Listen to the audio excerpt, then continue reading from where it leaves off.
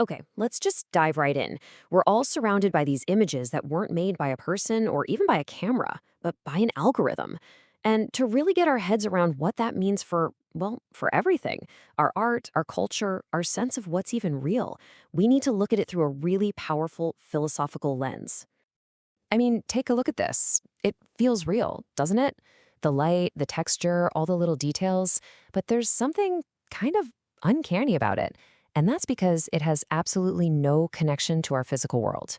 It isn't a memory of a moment that happened. Nope. It's a construction of data. And that, well, that changes everything. So, to figure out how to navigate this bizarre new reality, we're actually going to travel back in time, all the way back to the 1960s, to the work of the brilliant critic Susan Sontag. Because it turns out she gave us a way to think about images that might be more relevant right now than it ever was back then. See, Sontag saw this problem brewing. We'd become obsessed with digging for the meaning of an artwork. And she argued that this constant excavation, this desperate need to figure out what a piece of art is about, can actually blind us to its real power, to the sheer, raw experience of it. Her legendary essay, Against Interpretation, was basically a call to arms. She was pleading with us to stop trying to tame art, to pin it down with our intellectual analysis, and instead, to just experience it, to feel its surface, its form, its style, and to just let it wash over us. So here's the big switch, right? The crucial point is this shift in focus. We move from asking, what does this image mean, to asking, what does this image do to my senses? How does it make me feel? That's the real question. Okay, and this is where Sontag's lens gets incredibly sharp.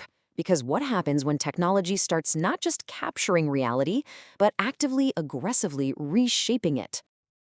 And yep, here we are. We're living in this age of techno-dystopian fantasies, and a lot of it is fueled by this kind of despair with the messiness of the real world. We're drawn to this perfected, rendered alternative, this digital world that promises to be sharper, cleaner, and way more exciting than our own. Sontag would probably argue that the real, the authentic stuff is found right here, in the beautiful imperfections of old photographs. The blur, the grain, that little smudge, those aren't mistakes. They're the irrefutable trace of a moment that actually happened. They're like a certificate of presence. But now we have tools like Google's Photo Unblur. And just look at what it does. It doesn't just sharpen an image. It literally intervenes in our inner life. It destroys the authentic mystery of our own memory by plastering over it with this crisp, clean, and ultimately artificial fantasy of what we wish we had seen. And this right here shows the collapse of a really critical distinction. See, we used to take photos, which meant we were capturing a real moment. Now we make them. We construct the moment we wish had happened, whether reality decided to cooperate or not. To really get this shift from taking to making, we have to look inside the technology itself. We gotta pop the hood. And for that, we're gonna turn to another incredible thinker, the philosopher Willem Flusser. He basically gave us the vocabulary we need to talk about the machine behind all these images. Flusser had this perfect term, the apparatus. He said these technologies, they aren't just neutral tools we pick up and use. No, they're complex black boxes. Think about the algorithms behind Midjourney or DALL-E. They have their own internal programming that profoundly shapes whatever we try to create with them. So this is basically how it works. The apparatus runs on a program. It takes in a ton of data, our text prompts, millions of other images it's been trained on. It processes all that stuff inside its mysterious black box, and then it spits out an image. All of a sudden, the creative act isn't just you anymore. It's a conversation with a machine you don't fully understand. And this totally reframes the artist's role. Instead of being a painter with a brush, the artist becomes something more like a director or a conductor. Their lived experience, their choices, their intention, that's what guides this incredibly powerful tool. The art isn't just the final image, it's in the vision that orchestrates the whole performance.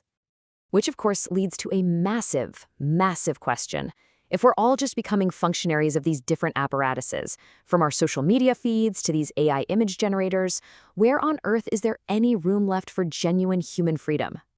Flusser's answer was, well, it was both surprising and really empowering. He basically said freedom isn't about smashing the machine or trying to escape it. That's impossible. No, freedom is about learning to play with it. And sometimes it's about learning to play against it. So he gives us a critical choice. Are we just going to be passive pieces on the board, moved around by algorithms we can't see? Or are we going to be the players, the ones who learn the rules, find the loopholes, and use the system for our own creative purposes? Being a player means taking the time to understand the machine's built-in biases. It means pushing the tool to do things its creators never, ever intended. True authorship in the age of AI isn't about just accepting the first thing it spits out. It's in the struggle, the exploration, and even the subversion of the apparatus itself. And that brings us to the final and maybe the most crucial idea about our relationship with these new, all-powerful technologies. What is our ultimate role in a world that's becoming more and more automated? Flusser saw us standing at a crossroads. He said the way we choose to engage with these new image-making machines will determine which of two profoundly different futures we end up living in. Okay, so the first path, that leads to a kind of dystopia of passive consumption, a centrally controlled society where we are all just receivers of information. But the other path, that leads to what he called a positive utopia, a decentralized world where we all become active producers, collaborating in a rich, creative, and transparent dialogue. And then Flusser made this startling prediction. He said that as automation gets more and more sophisticated, most human decisions could actually become unnecessary. But even then, he argued, we will always retain one critical, uniquely human power. And this is it. This is the whole thing. Our ultimate freedom may not lie in our ability to create something from nothing.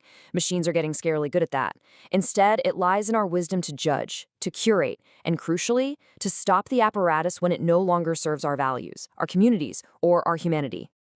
So this is the profound challenge that both Sontag and Flusser are leaving for us.